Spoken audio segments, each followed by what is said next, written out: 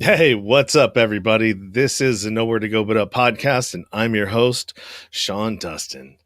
I got a couple of announcements here. If you're looking up there, that is the award that I got for the best mental health podcast about 2 months ago. And I don't know how much I've talked about it. Probably not a whole lot because I don't know. I just haven't been bragging about it, I guess. So that was a cool thing that happened.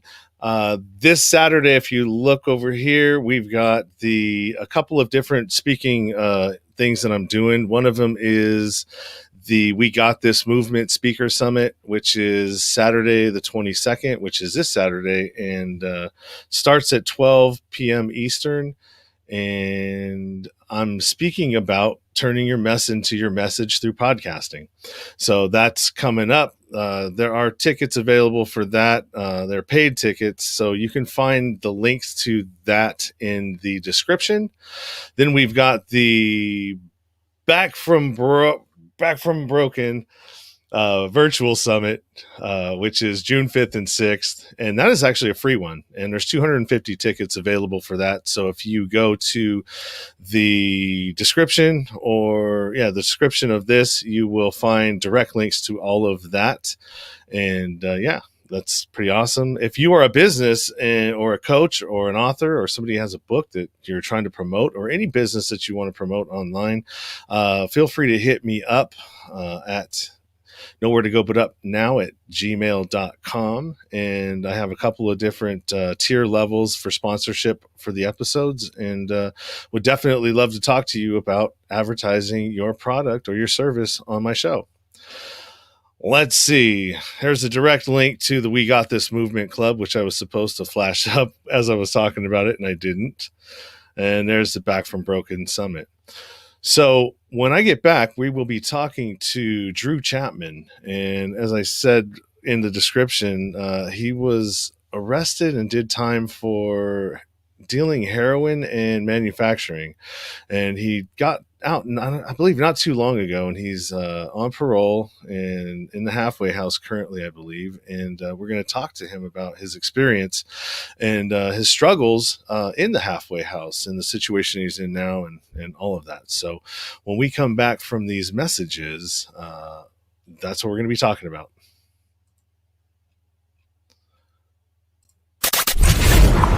Sean Dustin spent time in federal and state prison for drug trafficking and fraud.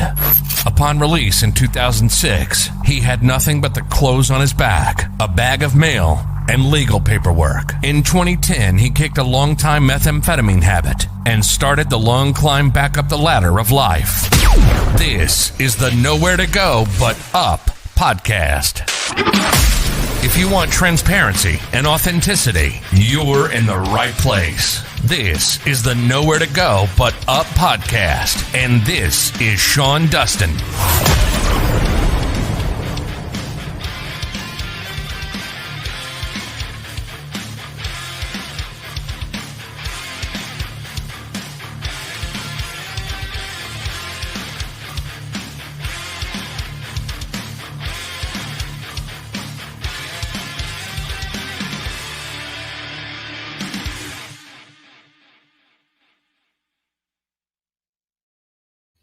All right, and we're back.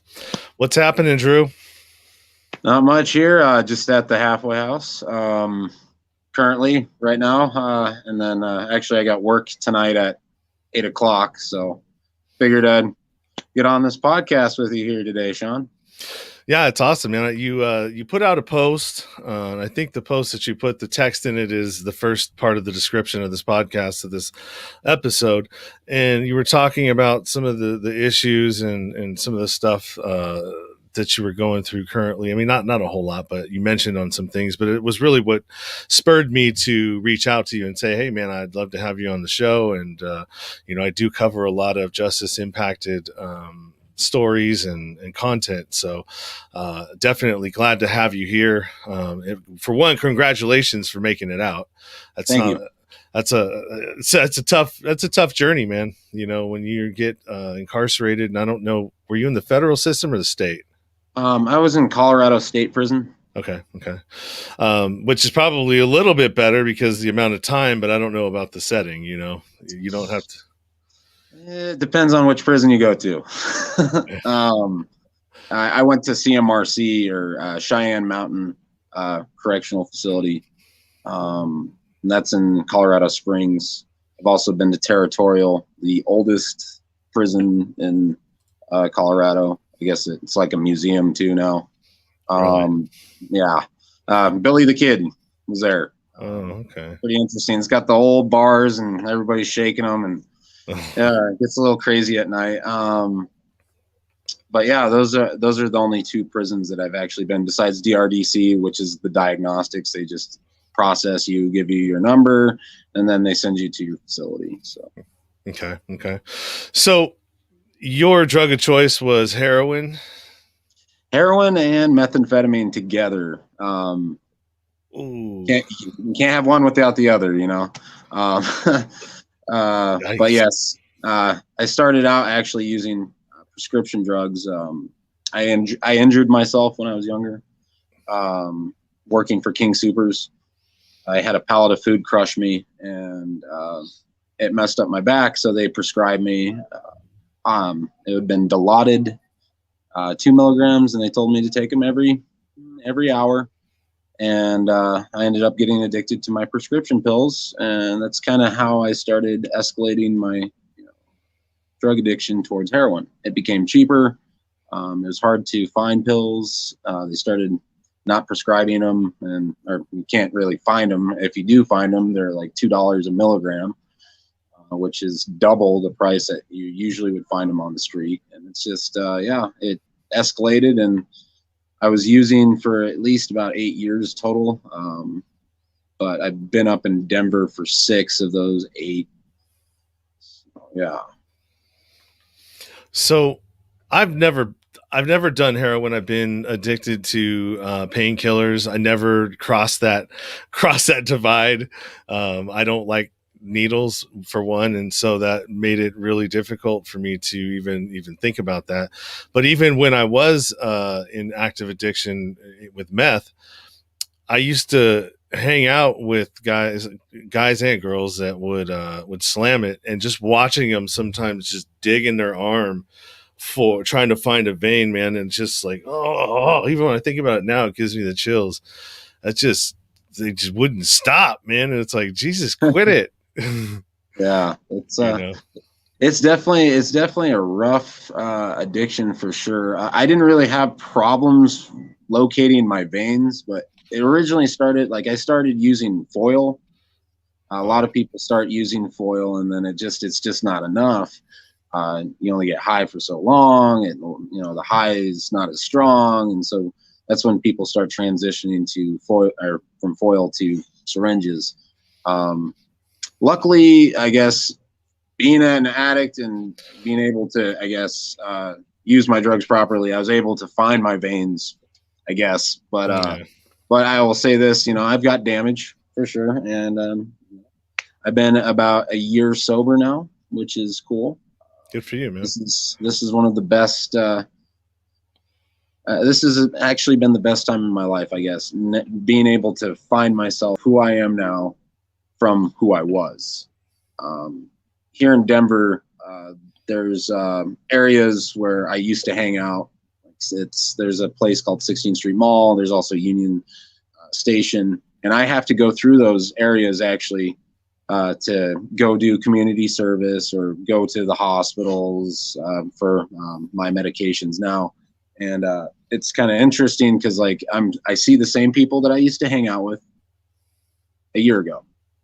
And then it's just like, wow, I'm so glad, like, I'm so blessed to see where I'm at right now and not being able to be, out on the street, seeing, being there, it's very nice and very, I'm very thankful that I'm where I'm at right now. So my question would be around that, and I've got a couple, but the one that specifically is what you're talking about. How difficult? Because one of the things that I found is that when people are returning and re-entering, the further away that you can get them from their environment, that they came from, whether it was family, because a lot of times families, have triggering things with them. If you have a family dynamic that you go back to, which you're in a halfway house, so that element is gone. But a lot of these guys that are coming back out, they go right back from a halfway house and then right back to home where they left from, whether it was the family home that they grew up in, mom, dad, immediate family, or a relationship that they left and is still there when they get out. So a lot of the times when you're gone, you don't really get the programming and the rehabilitation that you kind of need. And so did you find that while you were down, did any of your behaviors that got you there really get addressed while you were inside? So I was incarcerated actually in 2019. So that was actually my first distribution case. This is my second, so that I'm working on right now. I ended up, this is strange. So I got a 6-month DOC sentence originally, and then I ended up doing a 1.5 years on a 6-month sentence. Because of my stubbornness, because of my hard-headedness of my addiction, I ended up basically finishing, it's mandatory parole here in Colorado. So I ended up basically finishing my entire tail in prison. So they originally paroled me homeless. I actually had a interstate compact set up for Texas. That's where my brother lives. I'm from Colorado. I'm originally from Larimer County, but my family and I have became estranged because of my addiction. My brother has always been there, usually, and he noticed that I was struggling, and he wanted me to, come out to. There's a rehab facility called Homeward Bound. It's prestigious. It's kind of like Malibu Passages, I guess, out in Dallas, Texas. So I had all my ducks in a row, ready to go, set it up, boom, boom, boom, ready to go to Texas. And my case manager is like, oh yeah, green light, everything's good. So when they released me out onto parole, I went to go to the Colorado State Parole Office. I get there, it's the Galapago office, and then they ended up transferring me to a different office. I waited there for 4 hours, and then they told me when I actually officially met my parole officer, he stated that he wasn't going to put in the paperwork. So I ended up paroling homeless in Colorado, and basically having a recidivism, going back to basically using heroin again, because I was like, well, how am I going to succeed here with proper tools? So they ended up sending me back twice, I think. Yeah, because they ended up letting me out again. Yeah, it's just been a mess here. They actually sent me back to La Plata County. That's where my grandma lives, and my uncle, which is Durango, Colorado. Mm-hmm. And it was funny because my parole officer said, oh yeah, we're going to send you down there. There's a halfway house. You're going to go there. And end up getting down there. They put me on a bus to get down there. And the halfway house said that my DOC number didn't even exist. And I was like, whoa, wait a minute. If my DOC number doesn't exist, am I off? Come on. 176694, man. I'll never forget that number. That's, you're part of the largest fraternity growing, in the world. So I guess to answer that question about being addressing issues, like originally, I guess I didn't want to change. I was kind of in a bad spot in my life. I'd say I ended up getting divorced from my ex-wife. I've got a six-year-old daughter. She's almost 7. We used together. It originally started again with my prescription pills, and then it escalated to smoking heroin on a foil, and then finally I was just like, man, fuck it. I'm going to put a syringe in my arm, but at that time, like when I was with my lady, I didn't use syringes. I ended up graduating to that later. But using heroin, you're basically trying to kill yourself. That's basically how I see it. It feels great, but honestly, that's all you're trying to do. You have no care in the world, and you don't think anybody cares about you. You don't care about anybody. You just want to end up cutting yourself off from the world. It took me about 8 years to figure that out. Unfortunately, I had to go through that process to figure out who I am and how I love myself. And, now I'm able to look at myself in the mirror and stand the reflection that I see. I'm starting to become the man that I used to be, or actually better than the man that I used to be. And how did you do that? How did that process take place for you? Because it's different for everybody. CMRC actually had a drug program, and I'm not going to say that. I'll be honest, it didn't work out that way. So this last distribution case that I had, actually, I got caught up in Castle Rock, Colorado. If you're not familiar with that area, it's just south of Denver. Pretty much anybody that commits a crime anywhere in the United States ends up driving through that city, they end up getting caught. It's crazy. There's some people that murder, or there's like a huge killing spree going on out in Florida. I'm trying to remember a couple of years back, and it was this couple, they were robbing and killing people, and they ended up driving through the city and ending up getting caught just by driving through. Douglas County is very, very interesting. But so I actually, it was funny. I was in a mall down there in Lone Tree, and to also help with my addiction / purchase drugs, I used to boost things from the malls.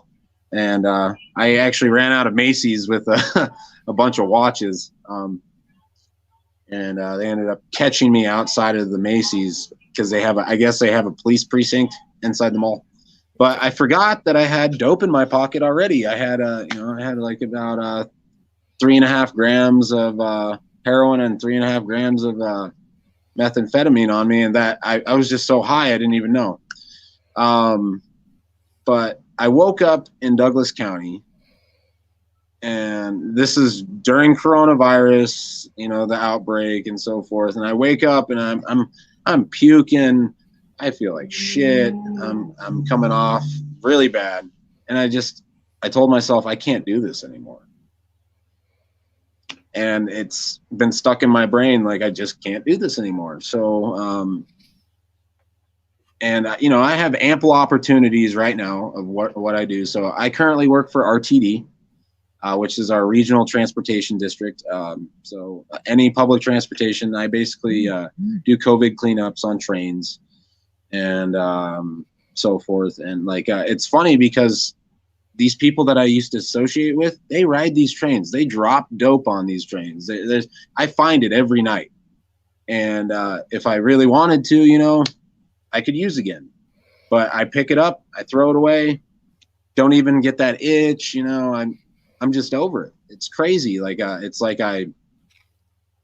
somebody upstairs is looking out for me, knowing that, hey man, you don't want to go back through that again. So sometimes you just wake up and it's over, right? It's like, the same thing happened to me. I felt like I was possessed for the amount of time that I was doing it, and but then just one day it just all went away, and everything became really clear. And it was, what was there any kind of defining moment, or it was just, that's it, I'm done, I don't want to do this anymore? Well, so I was when I was in Douglas County, I always, not just when I was in Douglas County, I've been, I'm a father. I have a 6-year-old daughter, and she's been my inspiration. I actually currently do talk to her. I talk to her at least once a week because she's with her mom down in Durango. Unfortunately, I haven't been able to do any visits due to coronavirus and so forth, and not being able to leave Denver County yet. And actually, as of today, I have 38 days left in the halfway house, which is Awesome. cool. So Good just for you. off paper, done completely, getting the heck out of here. She's been my inspiration. I want to know, like I want to be able to, I guess, how do you want to be remembered? Mm-hmm. That's the big thought that comes through my brain. Like, what is my gravestone gonna state? That I was a loving father. That I want people to be there when when I'm deceased. Be able to pay their respects to me and not be like just another box of ashes. You know what I'm saying? I feel like that's very important to me. Is how I want to be remembered. Yeah, that's really important. Actually, it's one of the reasons why I do this podcast.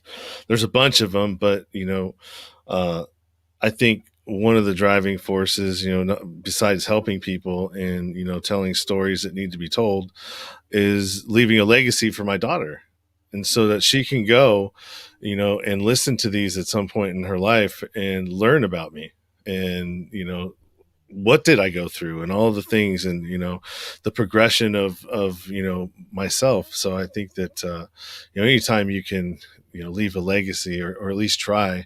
I spent a lot of, I don't know if you feel this way, but I spent a lot of time doing a lot of damage to a lot of people and people's lives, and I don't. The last half of my life, I want to be building people's lives, not tearing them down. I like that, Sean, actually. I've inspired myself to do this. Every time that I see someone in DOC dress outs, I intentionally stop them and ask them, hey, so what are you going to do? You only got $100 gate fee. Are you going to, that's only going to last you so long. Do you got a job? You got plans? You staying in Colorado? What are you doing? I intentionally stop people that are being released from prison to make sure that they know what they're doing. And I kind of give them some insight, hey, here's some resources. Take a look at this. The Go book only has so much. I don't know if you're familiar with that.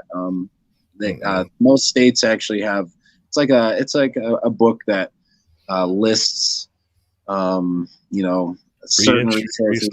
reentry resources, and they only do so much. And that's actually kind of part of the reason I started doing what I'm doing. Actually, my brother and myself are former DOC clients, and we were wanting to start up an app, actually to do like some sort of liaison program for prisons, not necessarily just for Colorado, but hopefully we could actually do it for the entire United States. But we'll start with Colorado, I think, first.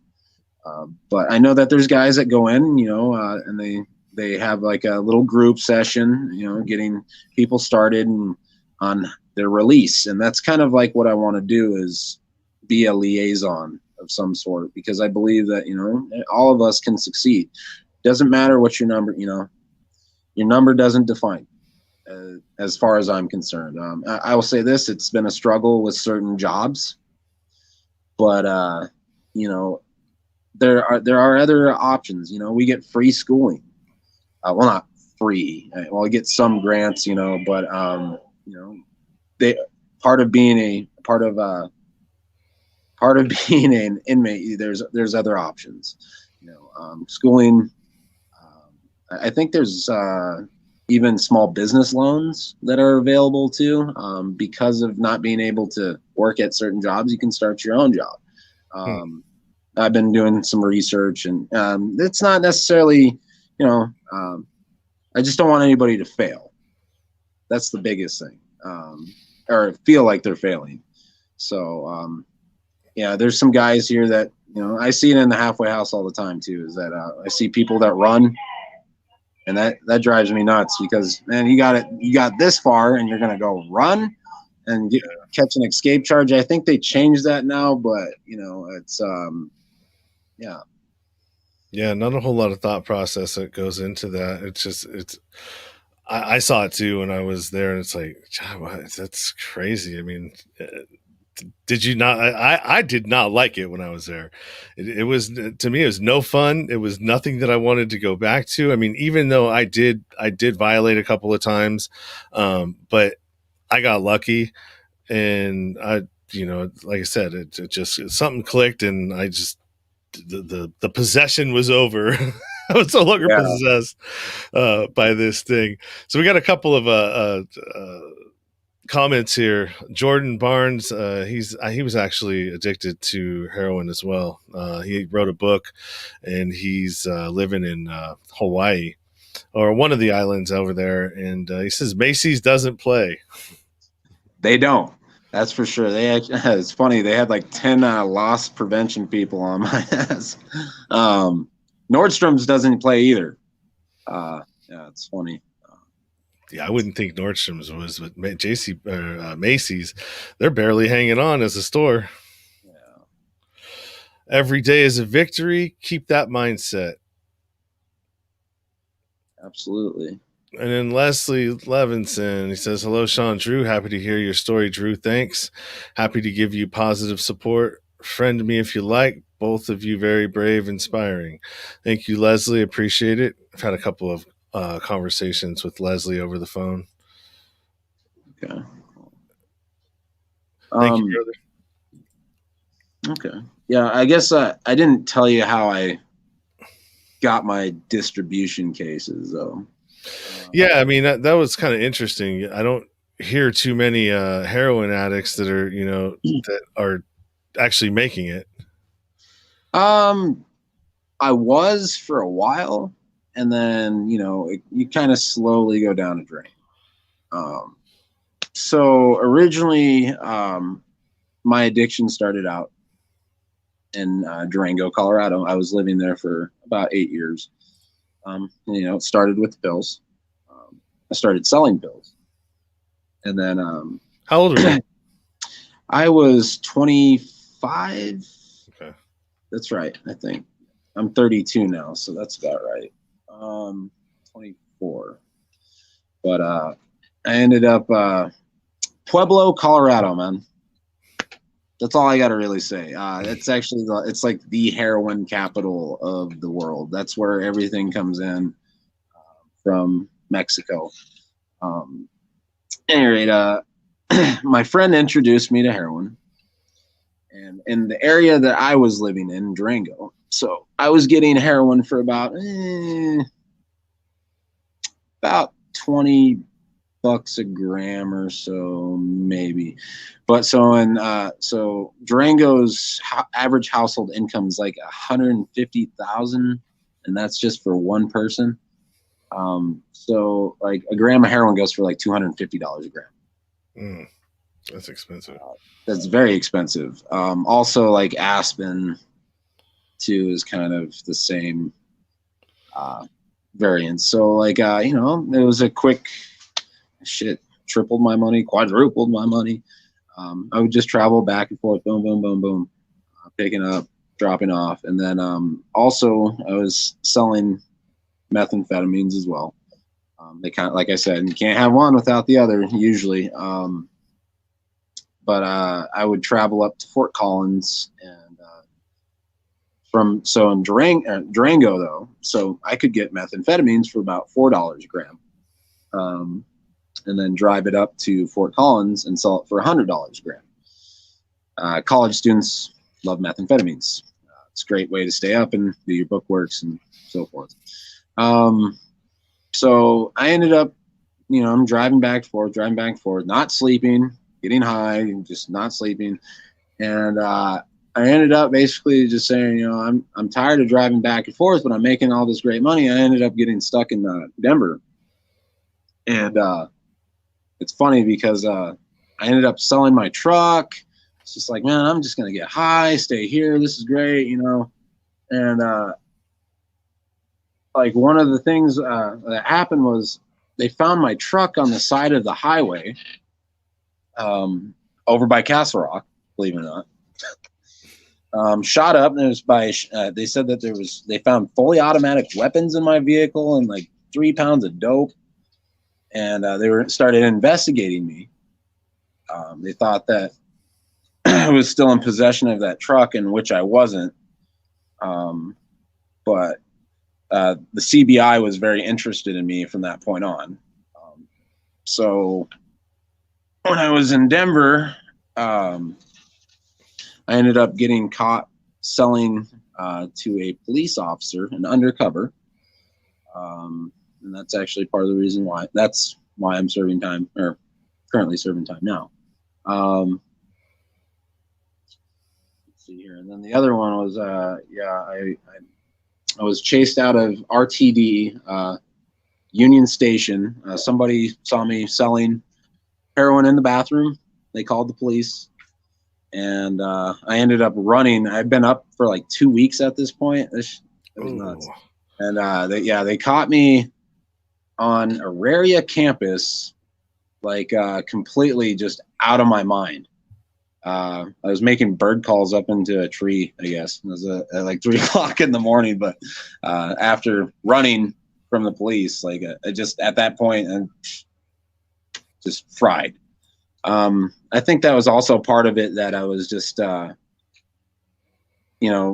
of like reflecting back on like my police reports and my intake photos. Like that's another reason why I decided not to use anymore. It's like, wow, I look like the Neosporin poster child. Faces of meth, that too, it's, I see those, it's methamphetamine memes on Facebook, and it's just, definitely bad. And I'm glad to see what I see in the mirror now. Well, it's definitely, it's really powerful when you see a picture of yourself. I've changed a lot of things, from losing weight to, a lot of stuff just from like looking at old things and being like, whoa, wait, does that me? Like, oh, I didn't like that. I don't want to look like that anymore.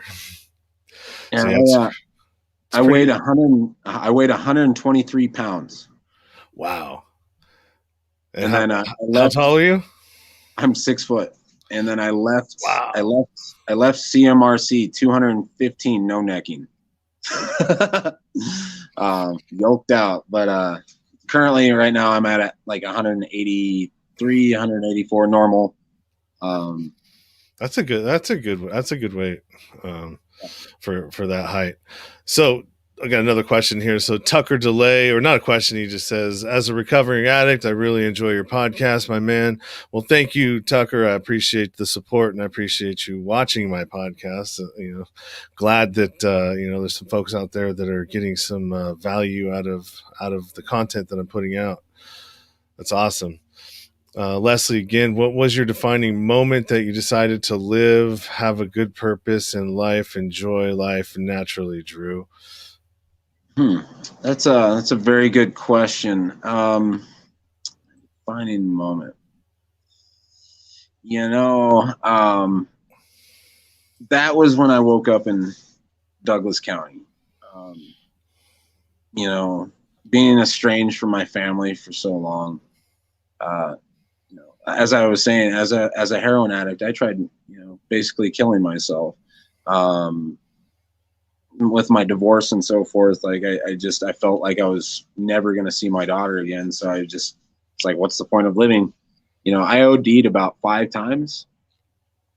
And this is the strangest part, is that every time that I OD'd, I was never around people. I was always by myself.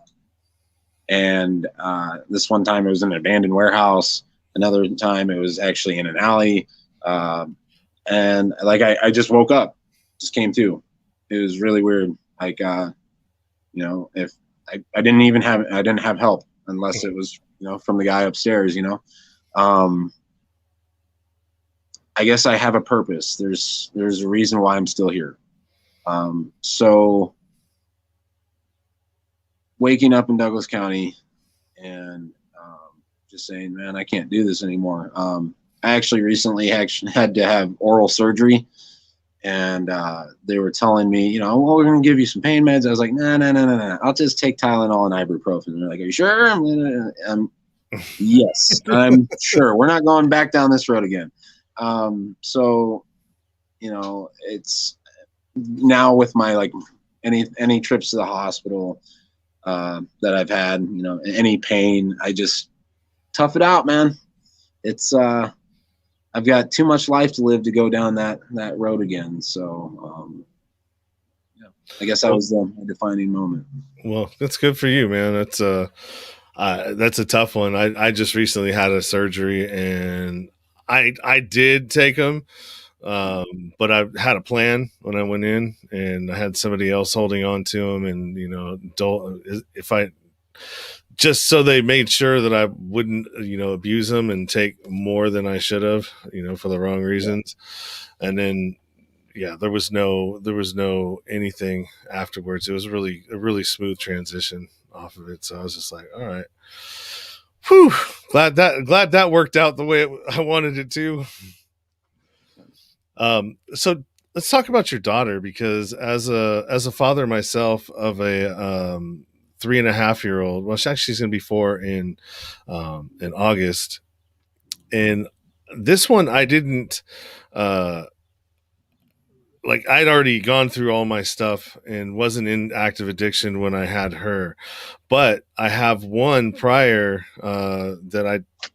she's 21 now, and the last time I saw her was, you know, when she was 18 months old, and we've, you know, had started a relationship, or you know, are working on, you know, getting to know each other, because she reached out to me not too long ago. But from having my 3.5-year-old, I realized how important that relationship is.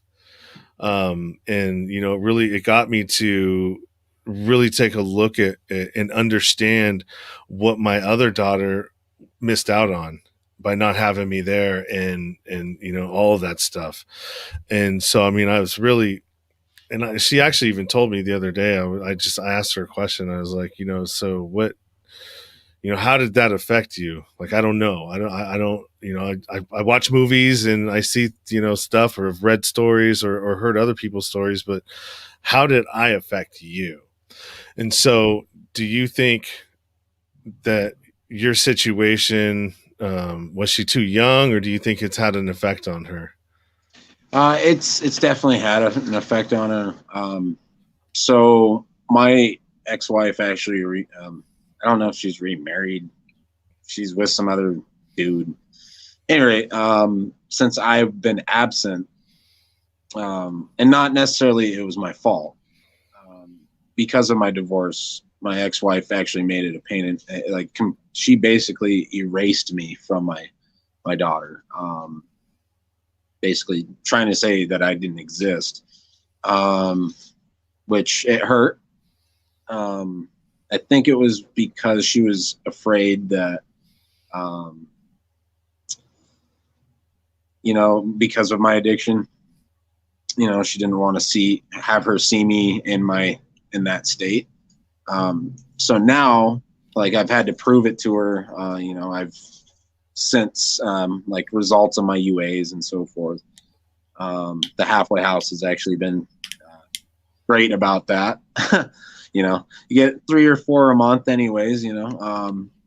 But so I'm working on this relationship now. So as of right now, unfortunately, you know, my daughter knows me as Drew, doesn't know me as Dad. Mm-hmm. But she will. You know, I guess that's my main, like I said, my main inspiration is to reconnect with my daughter. I actually just got her a guitar.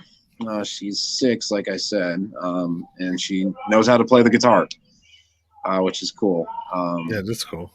So, yeah, I sent it to her via Amazon and so forth, and she got it, and she was so excited. She's been playing it, and that's another thing is that I'm going to actually try and pick up is the guitar myself, and so kind of connect with her on that way. We have some sort of bonding experience. I think that would be great for her, especially.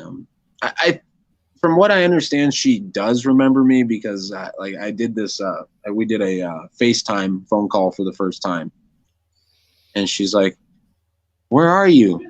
I miss you and I love you." And you know, I know with kids, it's kind of hard to decipher some of the things that they say. But when they say that, you know, it's kind of like there's still something up there. They still remember, you know. What was that like to hear? Heartwarming. It definitely made me cry for sure. I broke down. You know, actually, I'm just a big old pussy cat, man. You know, I think we all are. When it comes to my kids, you know, I actually just recently had a stepson. He was born May 13th. Actually, they're currently still in the hospital because he was a little bit premature, but and mom's had a C-section. She's kind of having some issues with her surgery, so actually was supposed to find back out what's going on today. Again, with being in the halfway house, you know, I got to call in location and verify where I'm at, and it's just sometimes a pain in my ass. But you know, working through the steps to get through it, you know. Yeah, it's almost over, man. 39 more days, you know, and then what? What are your plans for after? Well, I applied for my FAFSA to go to school again. Like I said, I currently work. I actually work overnights from 8 p.m. till 6 a.m. With RTD cleaning trains.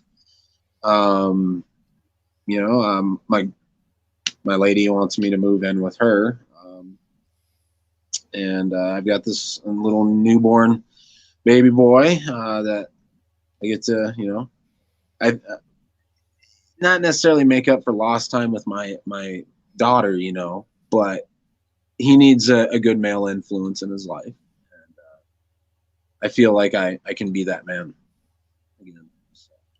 Well, it's great, and it's awesome that you're willing to step up and take that role and that responsibility. You know, there's a lot of guys that probably wouldn't. You know, unfortunately, you know, that's I can't speak for those guys, unfortunately, because this is the first time that I've ever been in this position too, I guess. But you know, I love this girl, and the day that I saw EJ, I loved him too. I was just like, man, like this little dude needs me, so I'll be there. So yeah, go ahead. I was gonna say, kids are awesome, man. They're, especially when they're young like that, and being that you missed out on I don't know if you missed out on yours at those ages, but they're seeing their personality develop right in front of you, man, is sometimes I'll just catch myself just staring at my daughter and just watching her and how she interacts with things, and it's amazing, man. I can't explain it. It brings me so much joy to just watch her interact with stuff. So hopefully you'll get to experience that, you know, with the new one. And absolutely. It's funny because like I said, I talk to my daughter every week, usually, and it's funny. So I ask her, so what do you want to be when you grow up? And she's like, I want to be a police officer. And I was like, are you sure about that? You know, you don't have to make that choice yet, you know. And she's, you know, headstrong about it. I think her mom kind of ingrained that in her head, but you know, I think that's part of the reason why I got her the guitar too. Is like, you know, open yourself up, be able to, you know, find yourself. Don't necessarily just, you know, set yourself on this path right now, because you'll definitely change your mind.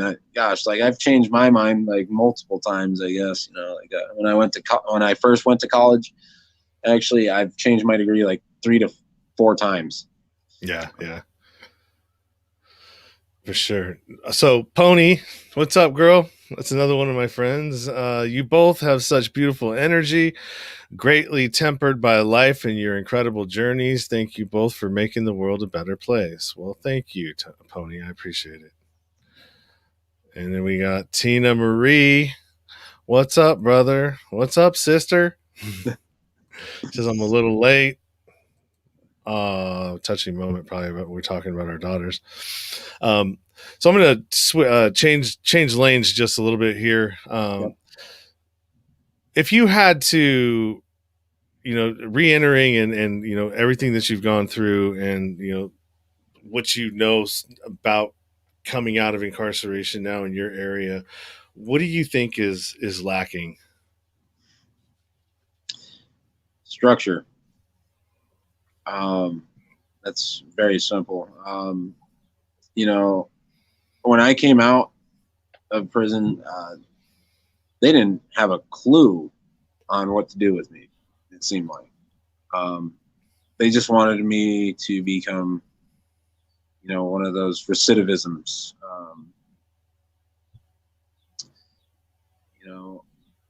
That's what bothers me about the whole prison system, is that they just want to use us as income. The average, I think it's $35,000 a year or something that they get from an inmate for housing an inmate from the state. That's what they get paid. It's crazy how much money that they make off of us. So is that in prison or is that in the halfway house? That's in prison. In the halfway house, this is also baffling to me that 6 out of 10 inmates in a halfway house are going to go back. That's the statistics. Mm-hmm. So that means only 4 out of 10 actually pass, which is crazy. I do understand like part of that, because you got to be ready. You're gonna have to be ready to change your criminality ways.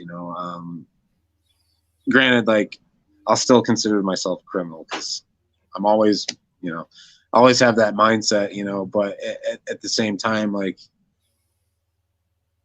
I definitely want to be a law-abiding citizen. I want to be able to live and not be, locked up for the rest of my life. Actually, if I get one more dope case, they were in my last offer, they were trying to give me, and on this last case, they were saying that I was going to do a 16-year bid, which is the small bitch, because they considered me a career criminal already, which is strange because usually you have to get 3. But so if I get one more, though, they were saying that it could potentially be like 32 years. So yeah, I'm good on that. So that's a long time out.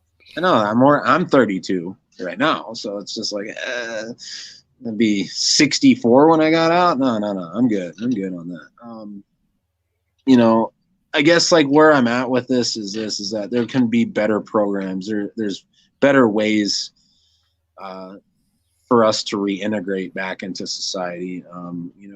Biggest thing is wanting to change. First off, that's number one. Number two is, obtaining a job and actually sticking with it. And, and then and the last one, which is the most important one, is you are who you associate with. You got to pick better friends. If you surround yourself with successful people, man, you're usually going to be successful. Meet new people, have healthy, start doing healthier activities. Right now, currently, I have no life. I work all the time. On my days off, I do go see my lady, and it's been basically in and out of doctor's offices lately for me. I currently have hepatitis C and actually being treated for it. I'm actually 4 weeks in on my treatment, and actually, so I've only got 4 more weeks to go, which is cool, and I'll be fully cured. Woohoo! I've actually had this since I was 17, believe it or not. That's the first time I've ever used a needle. And I was going to say, and how does one get Hep C? And sharing needles, apparently.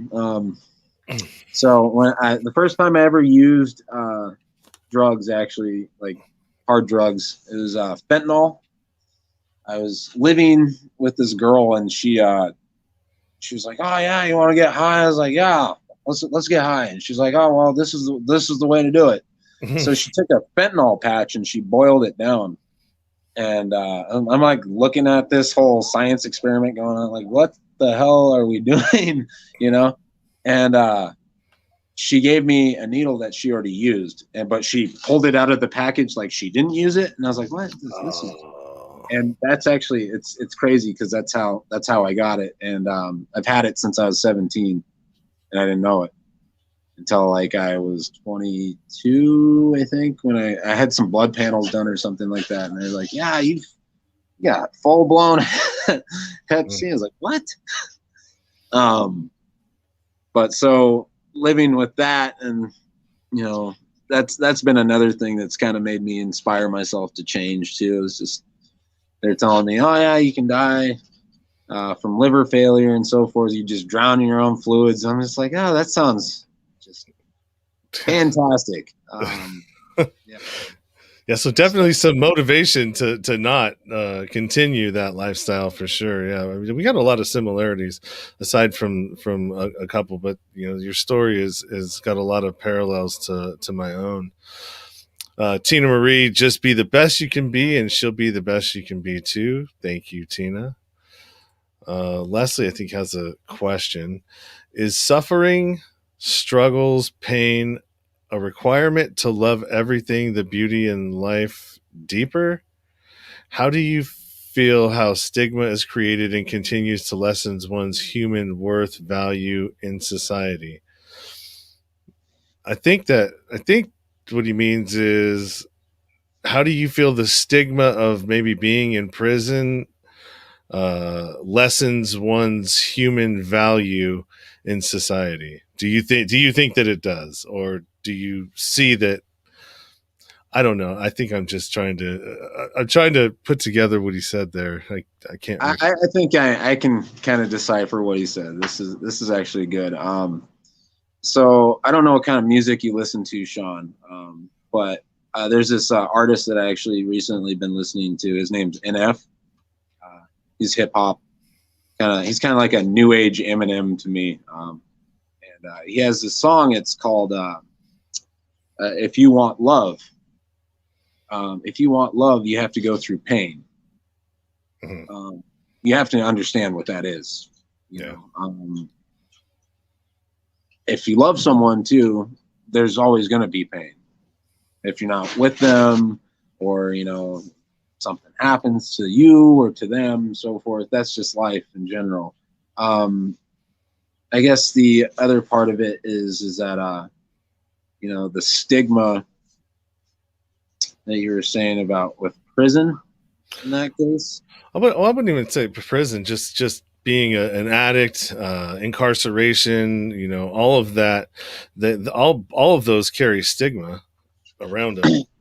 I guess like when this is funny, I guess like when I actually had a job interview, or a couple of job interviews that, you know, and they asked me, no, you know, can you pass a background check and so forth? And I'm like, oh yeah, I can pass a background check. And then my background shows distribution manufacturing.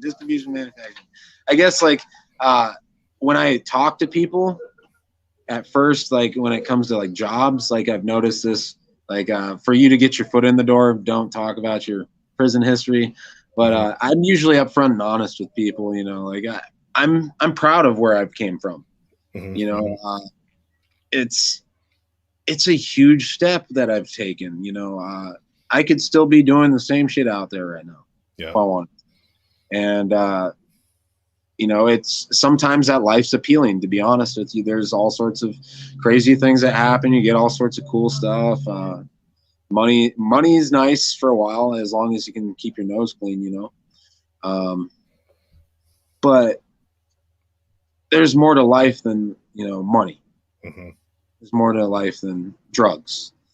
There's, you know, and I think that's the biggest thing, is that I want to be loved. I want to be able to love someone too. And, you know, like I've had to go through these trials to kind of figure out who I am and who I want to be. And it's like everybody has to do a soul search, man. And unfortunately for those that life just came easy to them. Life is not fair. It never was. It never was designed that. And I used to say that all the time, like, man, this shit's so unfair. All these, this dude's a millionaire, this dude's a billionaire. Like, now I don't even think about money, and I've got it in my wallet. It's kind of cool. And every time that I thought about it, thought about money, I was always like, there's no money in my wallet. It's kind of nice. It's kind of weird, to be honest with you, but it's nice. I have a bank account and being able to purchase things that I like and want and so forth. It's just it's really truly amazing that I have that now. And, with it being only 38 days left, I'm starting to kind of get all my ducks in a row. I got excited. My brother's telling me that I should go to Vegas. I'm entertaining some ideas, but I'm definitely going to go to a music show. That's for sure. Because I think that's the other thing too, that's kind of kept me sane throughout this entire time is music. I like to write. Actually, I've done some writing, like a lot of writing actually while I was in prison. And while I've been out here, I think that's what the meaning of life, man, is music. At least for me. But everywhere I go, man, I've got my headphones on, these amazing Skull Candy Bluetooth headphones, man. They're amazing. I also got a pair of Beats too, but I think that's what's definitely kept me sane. They have that GTL music in prison. When they had tablets, I guess they don't have tablets anymore because people were hacking into them and watching porn on them or something. Of course. But it was funny because you get like 20 dudes on one account listening to music. It was funny because it started freezing up the entire server and shit. But being able to that calms me, makes me not want to use. That's my drug. That's great, man. Let's get to some of these. I've been some of these stacked up comments here. Tina Marie, I'm so proud of you, Sean. I'm gonna have to rewatch so I can fully understand his whole story. Yes, please do that. Structure without it, no relationships can be built. We waste our time, we get in trouble. It is so important that you do realize you need structure so you can make the appropriate changes. Hashtag unsolicited advice. Sorry, LOL. All right, John, what's up, brother? Jordan said there are so many parallels between our story, Drew. It's crazy. I did Interferon too. And he says, you're going to be good. I think so. I think you got it. It's one day at a time, man, and don't put too much pressure on yourself.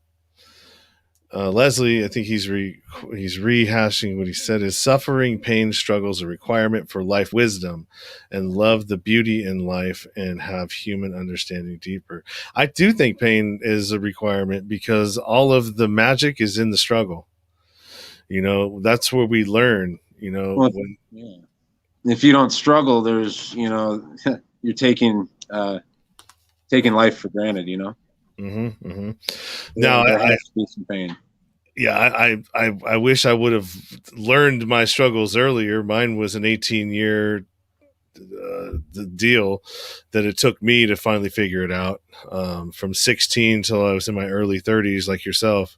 Yeah, you're about the same. You said 17 was when you hit your first thing, so it's about the same. It's a long time, and then it still took me, even after 2010 when I stopped, it took me another 9 years to finally start getting it and changing the behaviors and the attitudes and all of the inner work that needed to be done that never got done started happening about 9 years after that. So yeah, it's been a long ride for me too. I'm definitely happier these days than I've ever been. The podcast has definitely helped with that, and finding I think what's really important for folks like us is finding some sort of creative outlet. that you can get into and, get outside of yourself and not, focus too much on, because we get, as addicts, we tend to get wrapped up in me, or, you know what I mean? In us. And it's hard to, getting away from that into other things definitely helped for me. Well, you got to be selfish a little bit, but I've noticed this too, is like, that since I've been selfish, I now want to become selfless. Yeah. Unfortunately, like I said, I wasn't really helped. Like, I had to help myself, and I've noticed that like some people do need that extra hand. And when I see some, like one of my friends actually, she was on the streets with me, and she's now a addiction counselor. It's really cool. Yeah, that's great. And she, her and I talk all the time, and she understands that whole of me wanting to help. She was telling me that I should be an addiction counselor too. I was like, like I want to help, but not necessarily. I don't know if I can really necessarily tell people, how to overcome addiction. It's that's kind of on their own terms. You know what I'm saying? They have to figure that out for themselves. Unfortunately, that's the only way that it's going to work. But I think that there is some truth in, there's a lot of folks that I know that are becoming either counselors or coaches or recovery type coaches that have been through addiction. And what I think is great about that is you not only have a credential behind you that says that you're qualified to talk about this, but you've actually got life experience too, which is completely different than some of the programs that you'll go to where you just have somebody who's an addiction counselor that's just got book knowledge and, maybe some hours, accumulated in their profession, but can't really speak to what it's like, to be up for 7 days, looking for more. And, the anxiety that comes from just being alone with your thoughts and like, oh God, I need to get out of here. And, you go and find something to get yourself into, to get away from being alone with yourself. And, there was a lot of that. So I think it's really good when, folks that have been through it decide that they want to, get engaged and involved in that way as well. But it's not for everybody, that's for sure. That's right. All right. Well, I think we're at about an hour. I think we got some good conversation here. Hopefully I wasn't jumping around too much and stuttering too much. No, you did great, man. So Leslie says, thanks guys for having this honest, open conversation. We need more people sharing their story. In a world we live in, we need to give positive, kind support, not leaving anyone out. You guys are an example of being human beings of love, compassion, kindness, supporting a meaningful life. Thanks again for connecting with us. Well, thank you for watching and consuming the content. Definitely love that people are watching. Because there was a time when I started when there wasn't anybody watching, and so I'll have to start from somewhere. Oh yeah. No, it's a long game, especially when you don't have an audience and you're trying to build one. It doesn't happen overnight, but the thing is that you just never quit. You keep going. You can't win a game that you quit at.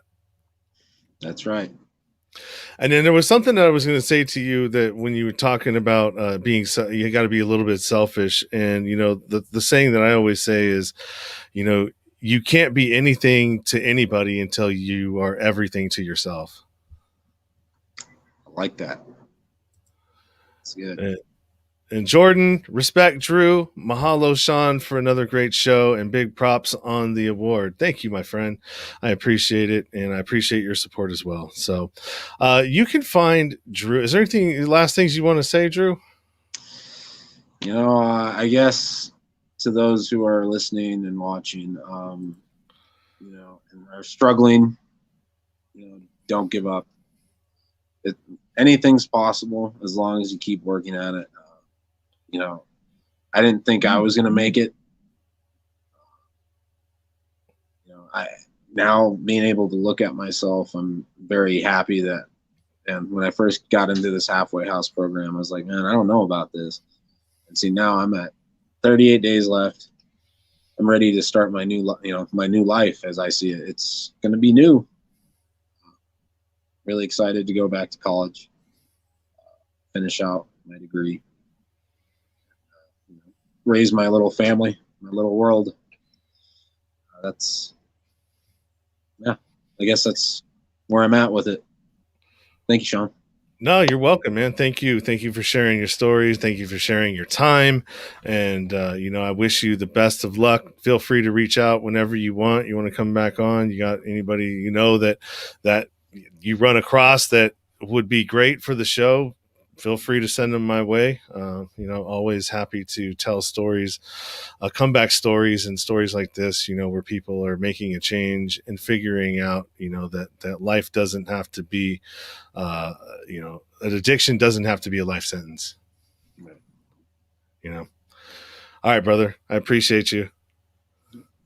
And you can find Drew at Instagram. He's got his Instagram handle down here, and all the direct links to everything that have been popping up here throughout the broadcast is also available in the description as well. So go check that out. And there's some book suggestions too, because you gave a couple of those as well from, I guess, books that you read while you were in prison. How many did you read while you were there? I used to actually average about 3 a day. Wow. But the biggest ones that kind of stuck out to me. There's this one called Wild. They actually made it into a featured film with Reese Witherspoon. She was a heroin addict / sex addict, and she hiked the Pacific Crest Trail from Mexico all the way up to Washington or Canada, I guess.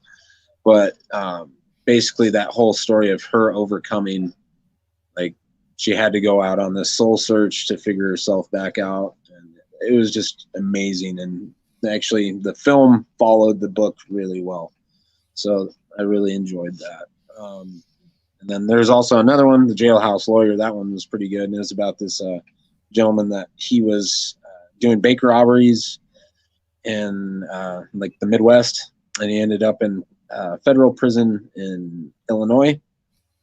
And he basically started just doing paperwork inside of the prison, and didn't have any law degrees or nothing. And he ended up actually doing people's cases, and then he ended up, I guess, passing his bar exam when he got out.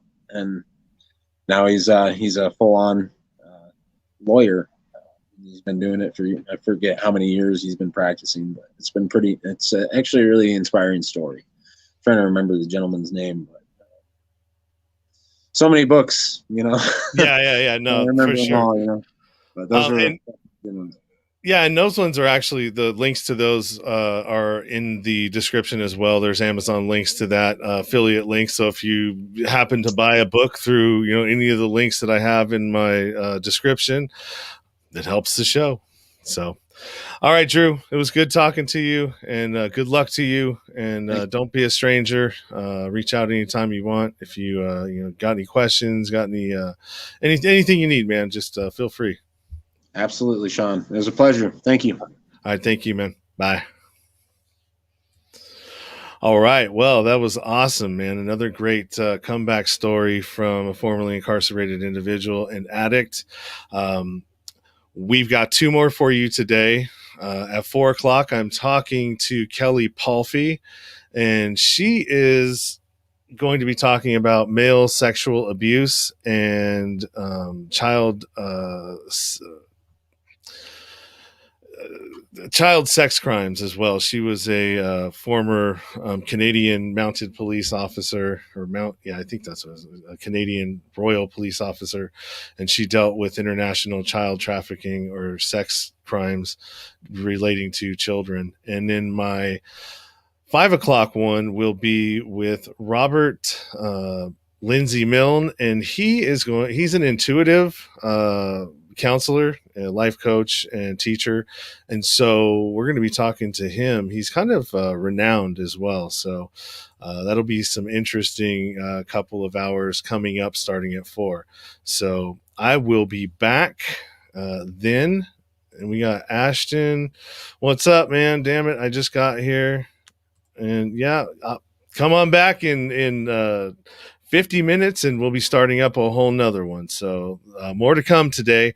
I appreciate all of you and everything. If you're watching on YouTube, do me a favor, subscribe, rate, and review. If you're on Facebook, share and like this. The algorithm is not very nice to us, and unless we're paying them, and I can't afford to pay them. So I count on you guys to help spread the word about this show and share it as much as you can. And yeah, I think that's about it. And keep it 100, stay true to yourself, because everything else is just noise. You've been listening to the Nowhere to Go But Up podcast. Sean is a single dad, a union blue-collar guy, and he spent time in federal and state prison for drug trafficking and fraud. When he was released from prison in 2006, all he had was the clothes on his back, a bag of mail, and some paperwork. Since then, he's turned his life around and shares the struggles and successes on this podcast. We hope you enjoyed the show, and we hope you were moved. To connect to the show, book a guest spot. For merch, Patreon, PayPal, and social media links, go to linktr.ee/nowhere to go but up. On Instagram at Nowhere to Go But Up Now. On Twitter at But Up Now. On the YouTube channel at Nowhere to Go But Up Podcast. See you next time.